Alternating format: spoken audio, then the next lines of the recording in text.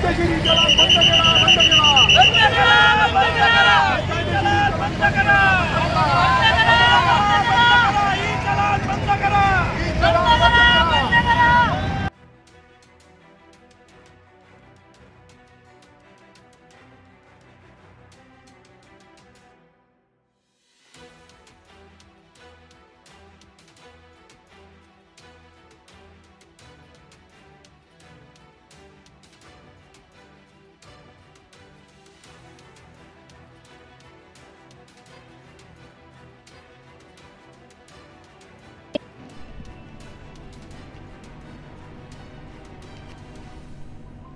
राज्याचे परिवहन आयुक्त राजेश नार्वेकर यांच्याकडे झालेल्या बुधवारच्या बैठकीत कोणताही ठोस निर्णय झालेला नसल्याने महाराष्ट्र ट्रान्सपोर्ट ॲक्शन कमिटीने आज गुरुवारपासून राज्यात बेमुदत चक्काजाम आंदोलन करण्याचा निर्णय घेतलाय।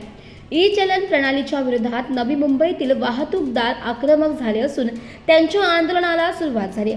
संपाला सुरुवात करण्याआधी वाहतूकदारांकडून विविध भागांमध्ये चक्काजाम करण्याचा प्रयत्न केला गेला। नवी मुंबईतील कळंबोली परिसरात वाहतूकदारांनी रास्ता रोको आणि चक्काजाम आंदोलन सुरू केले। आंदोलनादरम्यान आंदोलनकर्त्यांनी काळे झेंडे दाखवत ई चलन प्रणाली विरोधात जोरदार घोषणाबाजी केली। वाहतूकदारांनी सरकारच्या निर्णयाचा निषेध करत आंदोलन छेडलं असून संपाला सुरुवात करण्यापूर्वी शहरातील वेगवेगळ्या भागांमध्ये आंदोलन करण्याचा इशारा दिलाय। कळंबोली परिसरात काही काळ वाहतुकीवरही परिणाम झाल्याचं पाहायला मिळालं। दरम्यान परिस्थिती नियंत्रणात ठेवण्यासाठी पोलिसांचा बंदोबस्त तैनात करण्यात आला असून पुढील घडामोडींवर प्रशासनाचे लक्ष आहे। ई चलनाच्या मुद्द्यावर राज्यातील सुमारे 15 लाख वाहतूक व्यावसायिक आणि लाखो खासगी वाहन चालक प्रभावित होत असल्याचा दावा आंदोलकांनी केला आहे।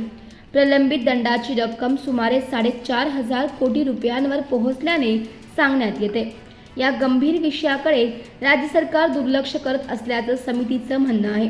आंदोलनात रिक्षा, टॅक्सी, बस आणि ट्रक वाहतूकदार मोठ्या संख्येने उपस्थित होते। जोपर्यंत सरकार ठोस निर्णय घेत नाही तोपर्यंत मागे हटणार नसल्याचा आक्रमक पवित्रा वाहतूकदारांनी घेतलाय।